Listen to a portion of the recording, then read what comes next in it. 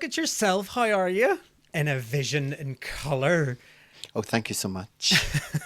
Thank you so much indeed. Well, this will be a new one for the kids. What, this whole thing? No, I mean, you sorry, I mean us. So. Oh, us? Yeah, right. yeah. Oh, right. Okay. Right. Okay. So- you don't need to use the word old. I didn't say old. Did you not? No.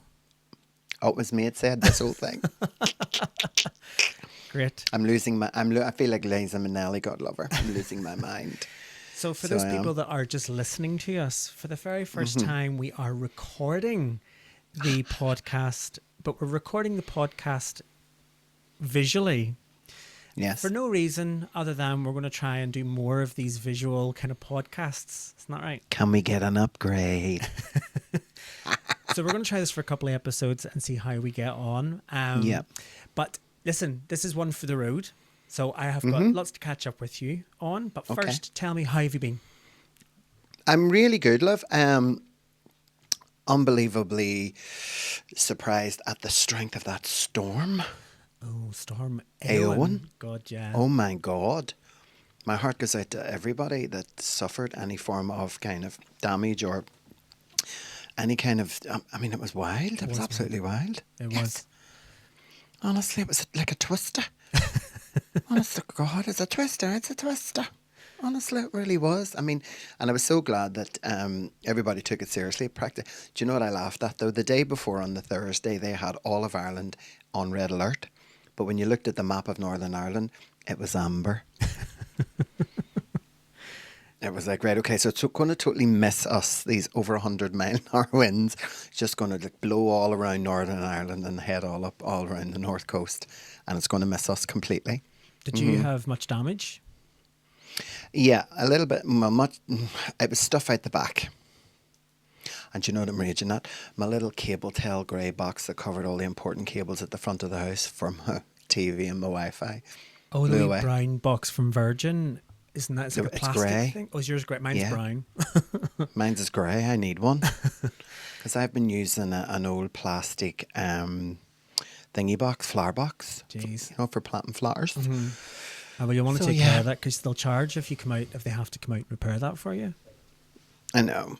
Well, I have a box over at the minute, but I'll just have to get my DIY handy hands going. Handy Get a head bit on. of How are you, love? Get a bit of cling film or something thrown around it. I'm good. I'm Big black good. plastic bag.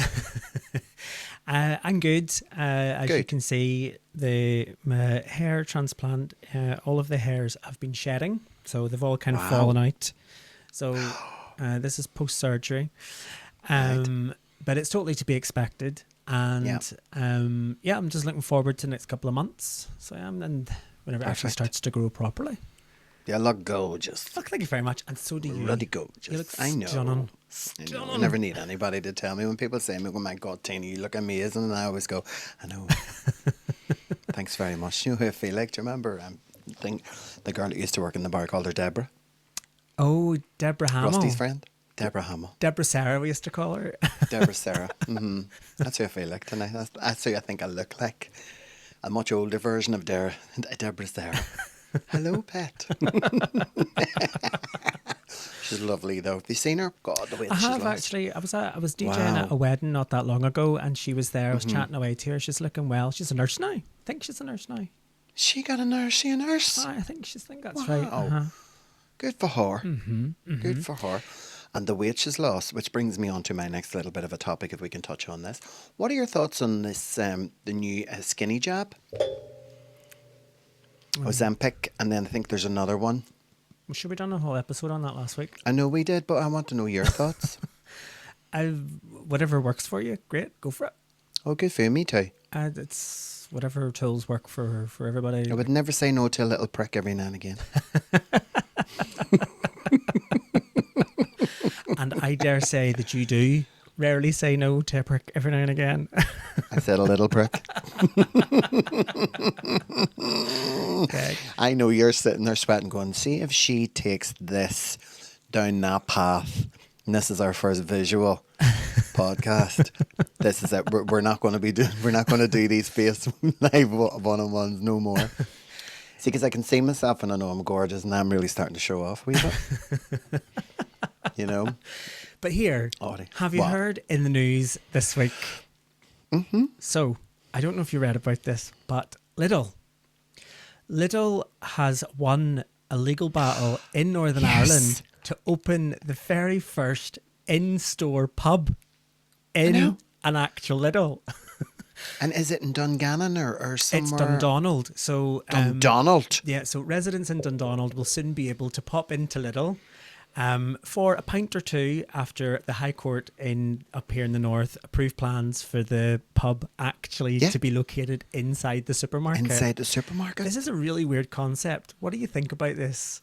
I think it's bloody marvellous. Like, I mean, if they roll that out across the entire footprint a little, right? Like, if you take the one that we have here at Hollywood Exchange, now really the only way for you to get there is to drive.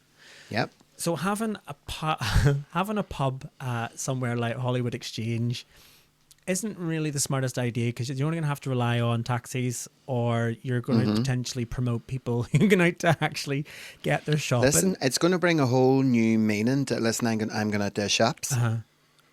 And people are going to be, kids are going to be getting fostered out. They're going to be getting sold on eBay. They're going to, honest to God, it's going to bring a whole different dimension to doing the shopping. going out for the weekly shop. Could you What imagine? happened to you? I was in the fruit and veg and fell into the bar. Or could you imagine, where have you organised my hen party for? The Middle Island Lidl. But I wonder how much I'm sure lots of other bars and places and quaint little watering holes in that beautiful suburb are wondering exactly how much Lidl are going to charge for their alcohol. Because have you ever shopped? Yes. This will be interesting. Because now let me tell you something. I mean, their bottles of gin are quite cheap.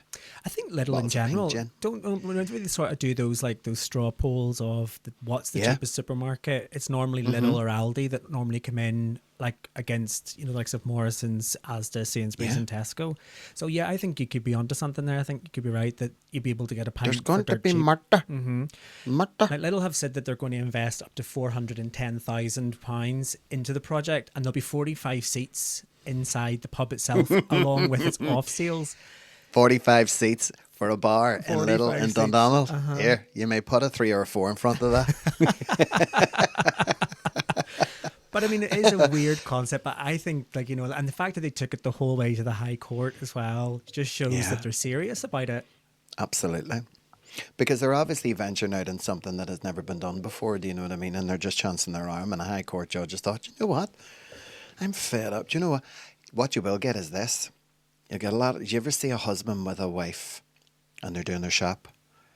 And she's natter, picking it up, putting it down, and he's just completely oblivious to everything. And I've seen many a man, many a husband, really cheesed off. It'll be, right, do you want me to go shopping with you, love? And she'll be like, oh, come on.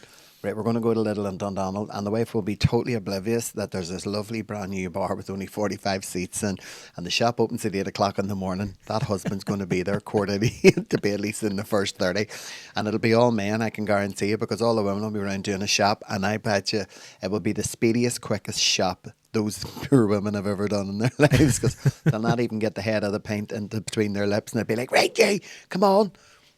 It's going to be very interesting, as you say, but I wouldn't mind me and you taking a wee race down, and maybe we could have, if you're listening, Miss Tina Leggs and Glenn Marshall Adams from Drags to Riches / Sips and Giggles podcast would love to be guests at the grand opening of the new watering hole in Dundonald Bar.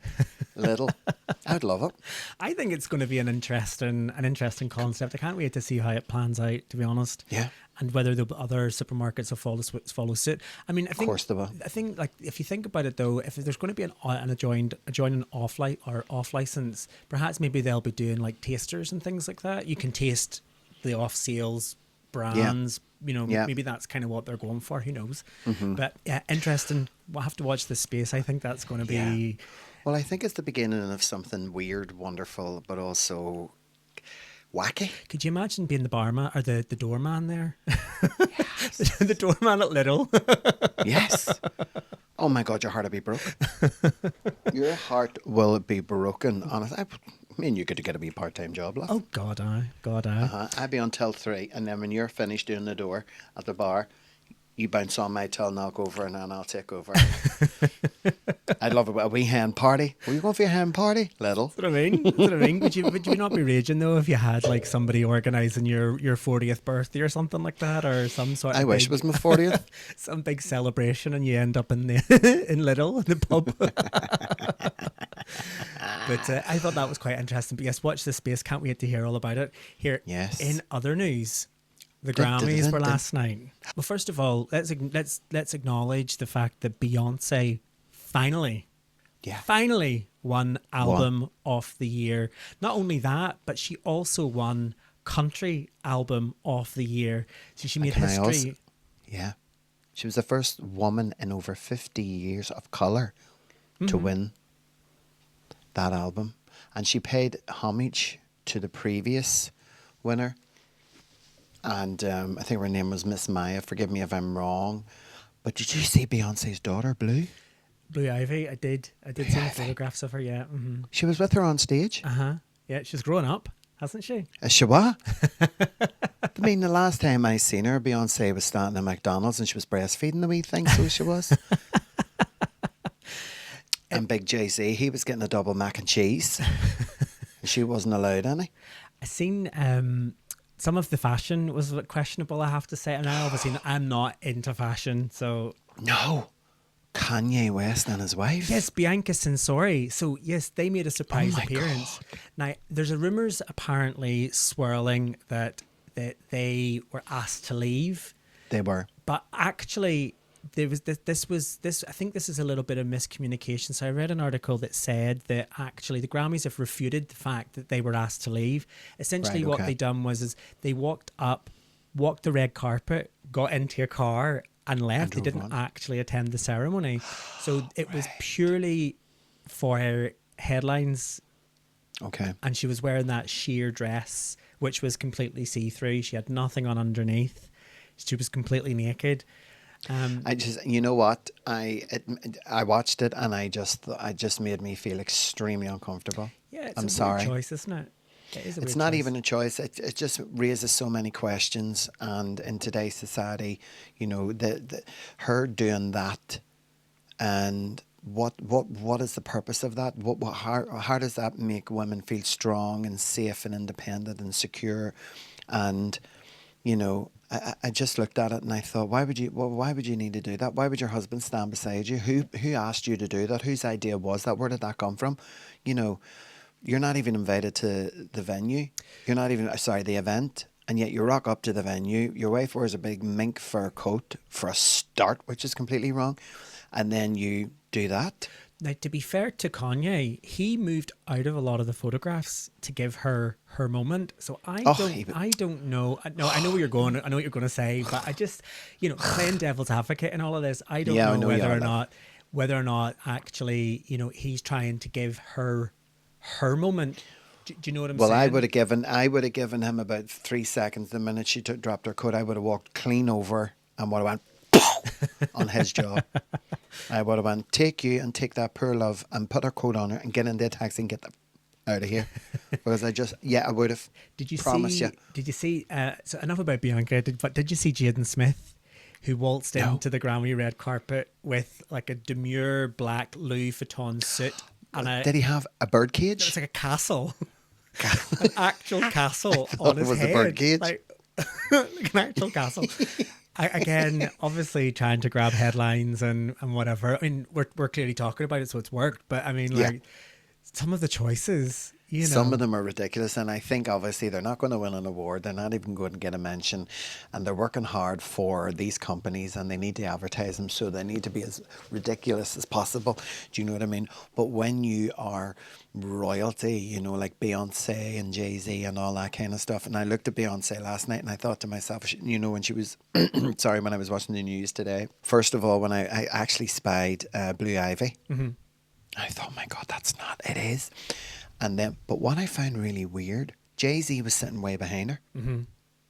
And she was sitting there on her own right at the front, and Blue Ivy was beside her. And I thought, oh, here, what's going on there? He actually went in to give her a kiss, I noticed, but didn't actually give her a kiss. No. Although, and he whispered something into her ear. It was probably, I think it was probably something like, I have your Kit Kats in the fridge. But here, Or, did you see the reaction? No, let me finish. I know what it was. I know why he was separated from her, because he went up and he went to give her a kiss and he whispered into your ear, is your Solange here?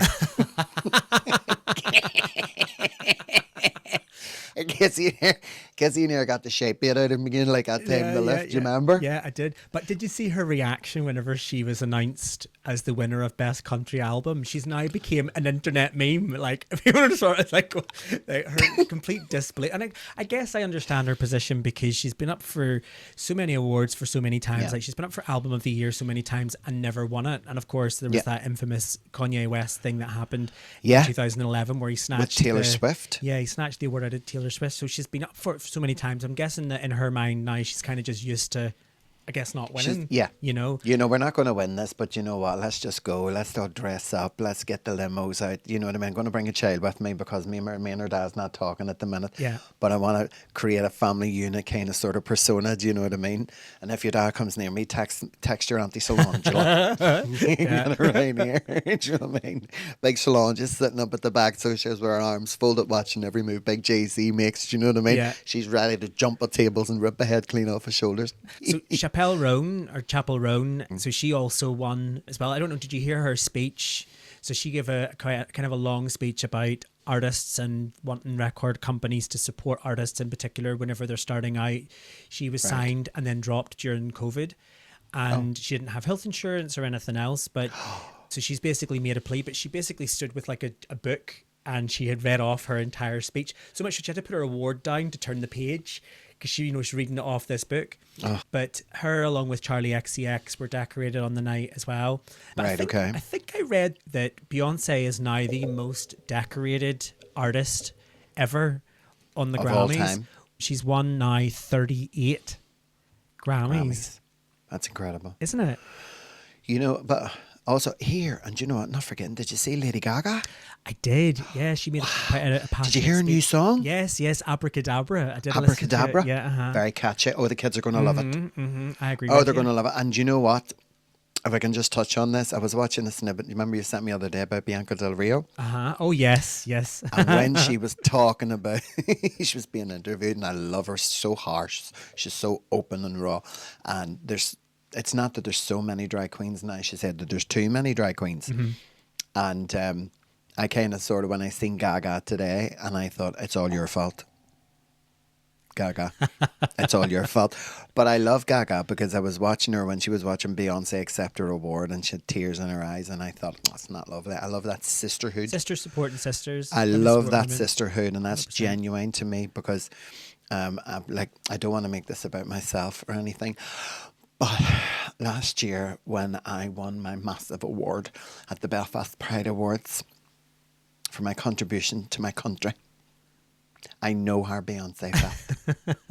When you won your Lifetime Achievement Award. My Lifetime Achievement Award. Tina, here you go. Thanks much for everything. Your career's over. See ya. Here, just one of the things that happened on the red carpet. I don't know if you heard about this. So the Associated Press were doing interviews. Right. And there's an R&B artist called Babyface. Now, he's, again, another highly decorated artist. And they were doing an interview with him.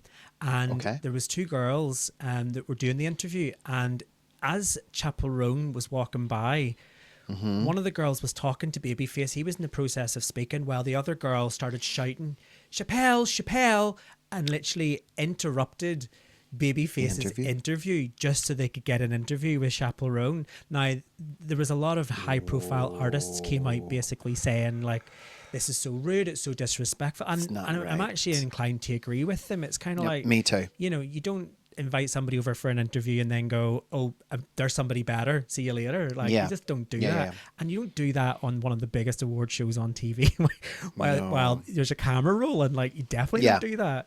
But no, you don't. And what you have to do, if you want to get that airtime, do what Babyface is doing and work for it. Yeah. And let them come to you. I mean, do you know what... Two things that I just cannot stand is desperation and comparison. You know what I mean? Just let them fly over your head. And if you're that desperate to be noticed, Why don't you just walk up to someone before and say, look, would you do me a massive favour? We need a wee bit of coverage. Would you just give me like 1 or 2 minutes airtime? Yeah. And they'll be like, yeah. But that just riles everybody up the wrong way. And it also projects the wrong message and the wrong kind of just everything. It's just like the way we're talking about it now. I didn't see it, but when you're describing it to me, and although you had said, I had seen it in my head before you told me. And I don't like things like that. Do you know who I also think I look like? Did you ever watch The Real Housewives of Beverly Hills? I've never watched an episode of Real Housewives. No, one episode. Her name is there. I mean, look at the tip of my tongue. Can you say her name? Is it Countess Luann or something like that? Is it? God, no. She's in New York. I've never watched. She was English. It'll come to me. So well. But here, closer to home, there's a new documentary out at the moment, which is produced by Ronan Keating, and it's called No Matter What. Yes, and it's no the matter chronology. What they call us. Yeah, it's the chronology of the rise and fame of Boyzone. Have you managed to watch it yet? I haven't watched it yet. You know what I'm going to do? Mum had a wee bit of a bumpy ride last week, and we let the thing settle. It's on Netflix. No, it's not. It's actually on Now TV and Sky Documentaries. Right, okay. Well, I am going to wait for an afternoon where I get a bit of peace, and then Mum and I are going to watch it from start to finish. It's very good. It's a 3-part series. Okay. It's the chronology, as I mentioned already, the rise and fame of Boyzone, and it basically includes the 6-year break that Ronan took. And they talk quite open and candidly about that whole sort of, the breakdown of Boyzone, and then how Ronan came back, and of course Stephen Gately, his untimely death as well. But do you want the reason why I wanted to bring this up was because Louis Walsh. Now, I know Louis Walsh was on the record, filmed by this program, basically saying that he was selling stories, made up completely false and made up stories about Boyzone just to keep them in the papers. And one of the things that he actually mentioned was that he had them in a plane crash in Australia. He laughed about it and then said, "Oh, and I forgot to tell their families that the story was going to break." Could you imagine being like, really high profile, your family know you're traveling all over the world, and then being a family member and learning that you've potentially died in a plane crash because someone like Louis Walsh has put out a story just to keep you in the media? Sick. Isn't it? You would have really bad karma around you if you were like that. But you know what? As time goes on, these people who are so influential and have all that power, their true colours come through eventually. Like when you look at Jedward, do you remember the whole, when Louis Walsh and Sharon Osbourne were on Celebrity Big Brother? Yeah. And he said a few nasty things about Jedward. Yeah. And then Jedward came out on social media. They did, yeah. And those two boys are smart. I don't care what anybody said. And I would guarantee you when those two, remember when they went on to the X Factor? And Louis Walsh pushed for them and pushed for them and pushed for them and pushed for them. I can guarantee you it was Jedward's parents who said, stay away from him. You stay away from them. They wanted the fame, they wanted that trip, they wanted that journey. And I dare say Jed would have a few more of Louis' scale. He's just a creep. Sure, we used to see him. Do you remember going into a Kremlin? Well, can I actually tell you, back to the documentary, the most unsettling part in all of this was... You're going to ruin this for me? Nope. It was the production team showed Louis Walsh the original newspaper. So do you remember when Stephen Gately was outed by the media? Yeah.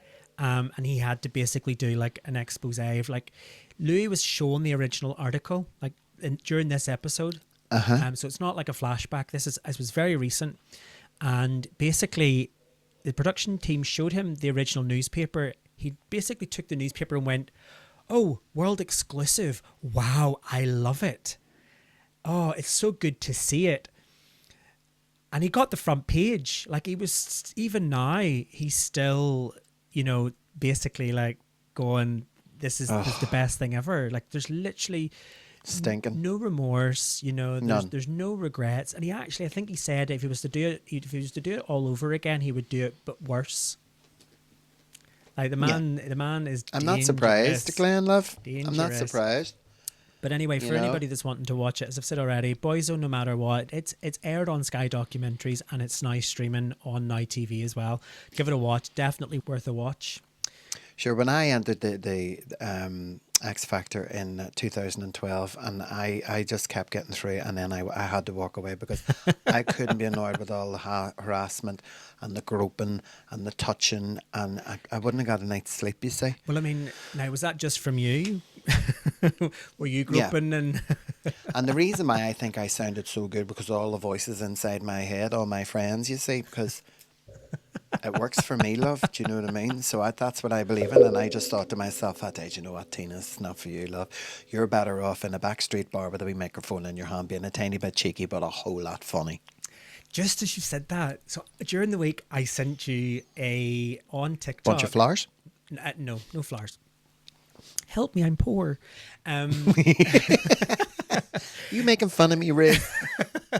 During the week on TikTok, I sent you a video of this account known as Him the Rapper.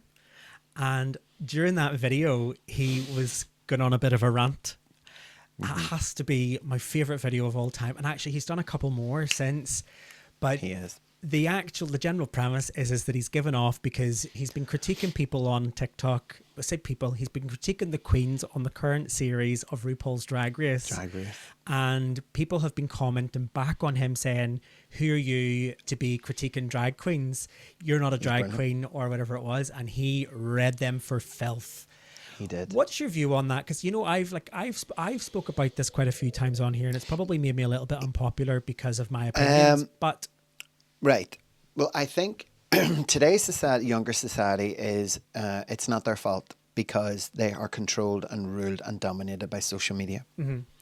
And every single innocent thought that the younger generation, especially the artistic and full of life kids, everything that they want and they need has to come from social media first. And unfortunately, most of it is a comparison.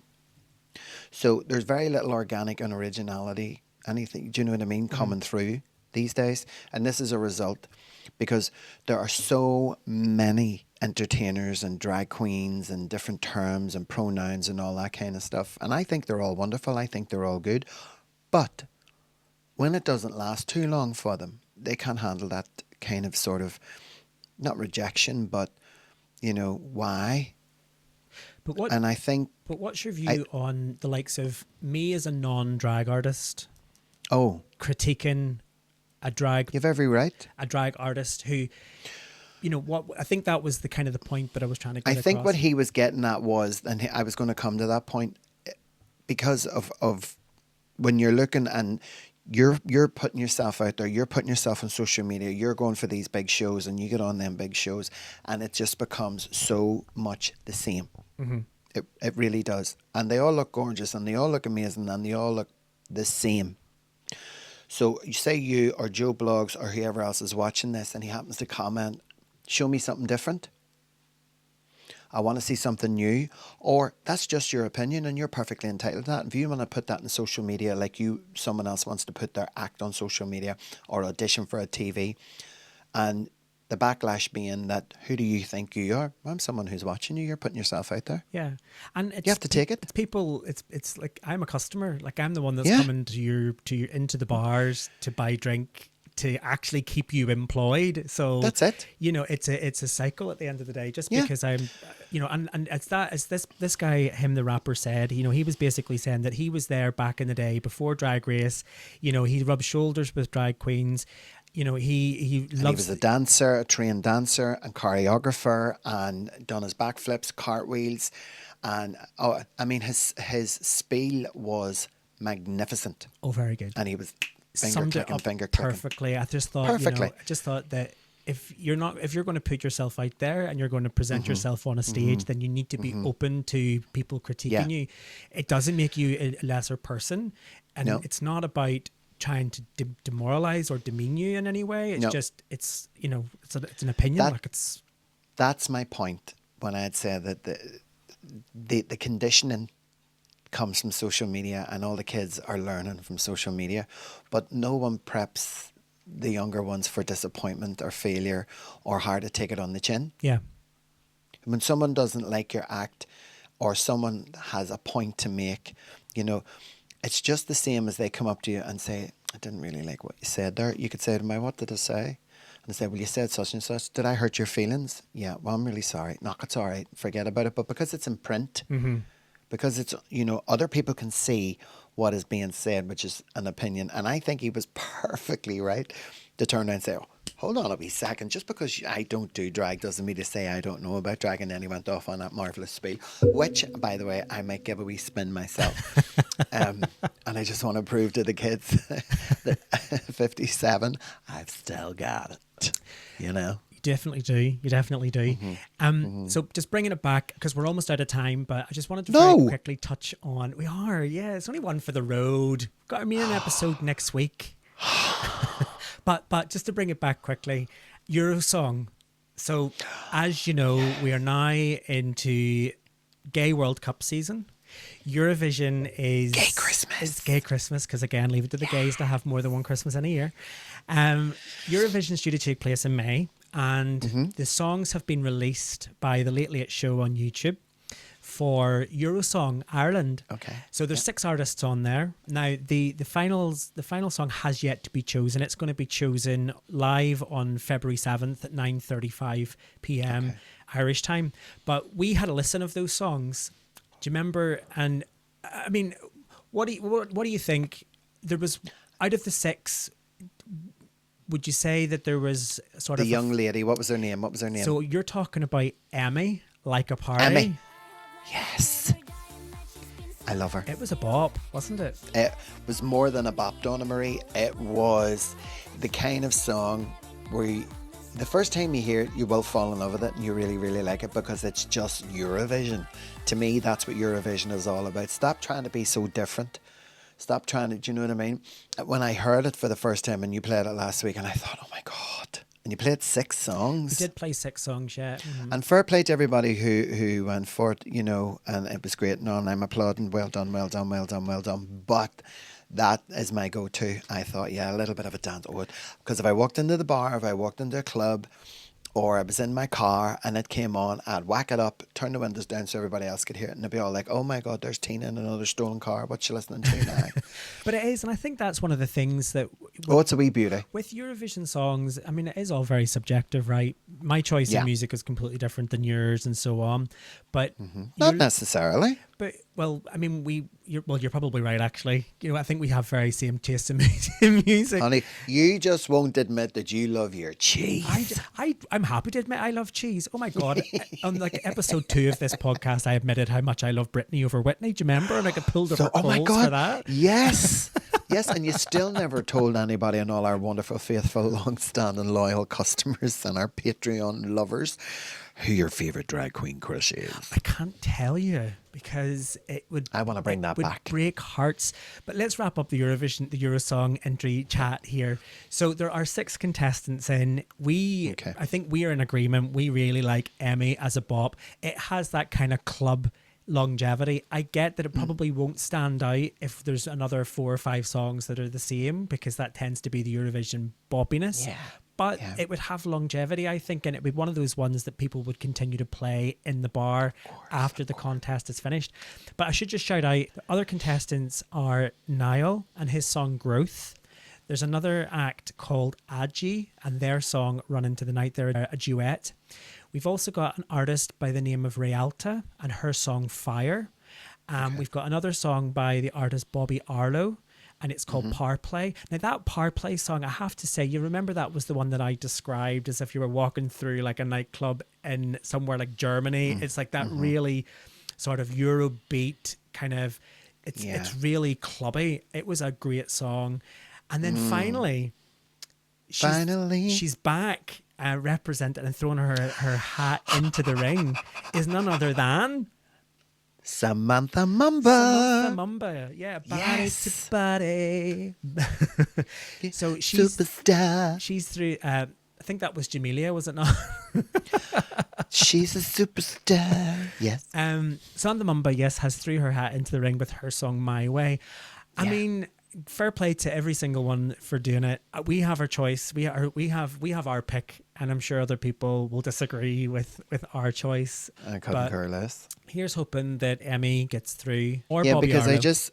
you know our good friend Davina Devine? Mm-hmm. Yes. Our good friend Davina Devine had Samantha Mumba at her show Thirsty Thursdays in the George. She did last week, yeah. Uh-huh. And she performed it. She did, yeah. You seen that online? And it was quite good. Mm-hmm, mm-hmm. It was quite good, I have to say. Samantha Mumba can sing, though. Samantha Mumba looks unreal. And I think this is the thing, right? We can be sitting here going, Emmy like a party's a bop.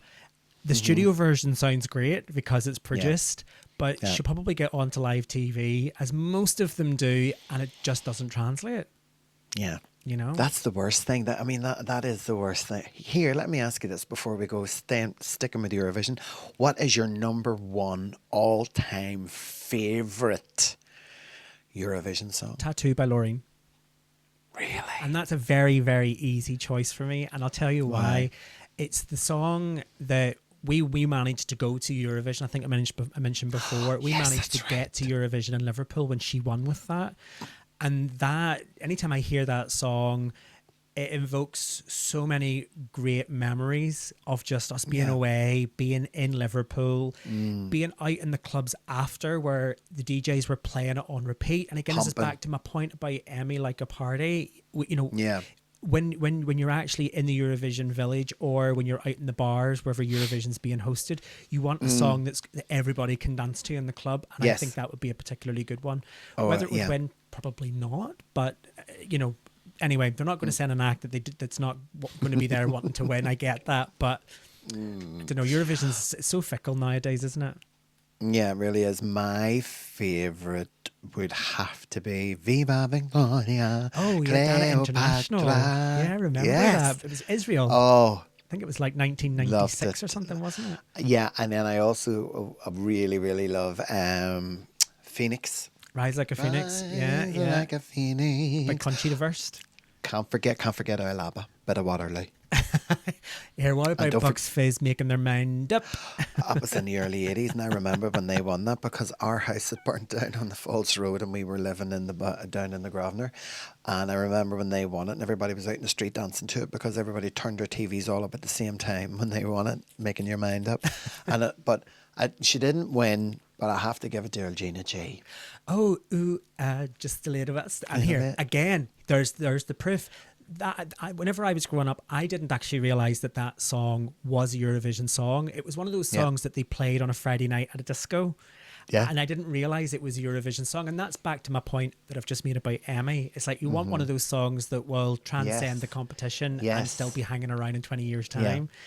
Yeah. I just need to correct myself. I said that Dana International, I think, was like 1996. It's 1998. Just need to correct myself there. Sorry, Miss International.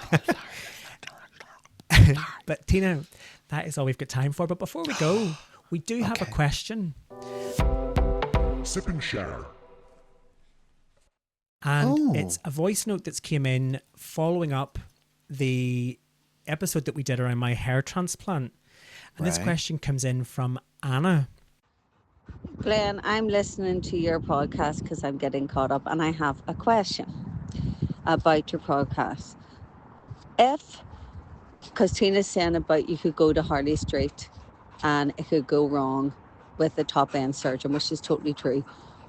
What measures did they say to you in Turkey or any research that they would take if anything went wrong or you took a reaction to your surgery? Well, thanks very much for your question, Anna. So to pick up on that, essentially, whenever I was actually making the booking to go for my hair transplant, I did ask about Aftercare, and they basically have explained that they have this policy where all of the surgeons are indemnified, so they have insurance. I think that's the right word, indemnified. Indemnified. They have insurance, so they have this rule that if anything goes wrong, they'll take me straight back out. And they'll fix it. And I also have a post-surgery checkup. So I had one at 7 days, I have one at a month, and I have another one at 6 months. And I sent them photographs. And if I need to contact them, I can simply just send an email. So thank you very much for your question. Thanks, Anna. Yes, really appreciate it. And of course, if you've got any questions for Tina and I, then feel free to get in touch. All of the details are where? Oh, sorry, I was just loving myself. If somebody wants to get in touch with us, Tina, where should they go? To all our social media platforms.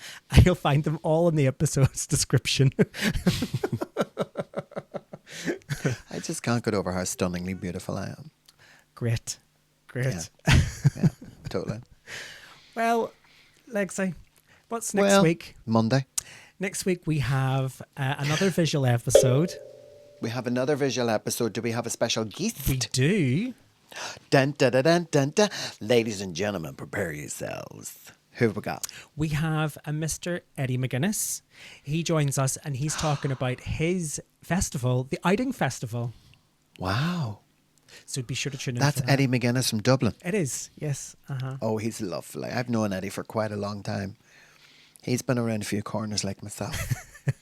So he has a dancer in his day. I doubt he's hung out in a few corners like yourself now, Tina. Oh, honey, listen, I'll tell you something.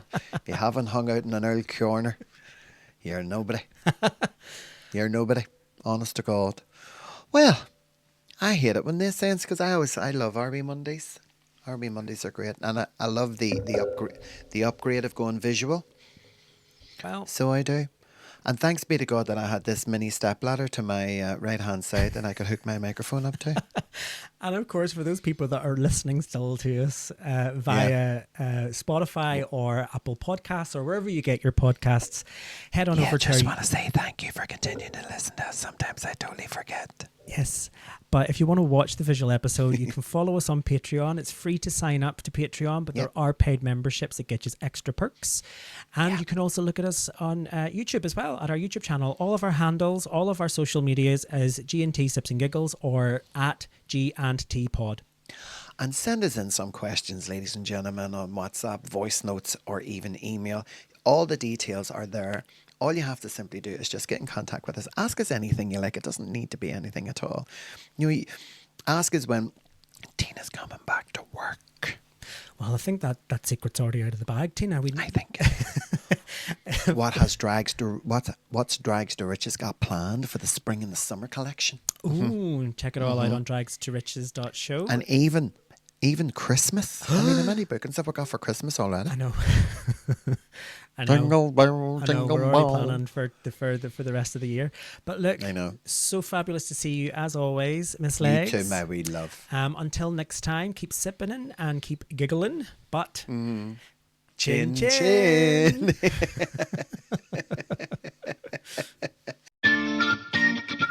Thanks for tuning in to this episode of G&T Sips and Giggles. If you've enjoyed our conversation, then don't forget to share it with your friends, and why not subscribe to the podcast so you never miss an episode. Your reviews mean the world to us and really help others find the show, so please take a moment to leave one. But be kind.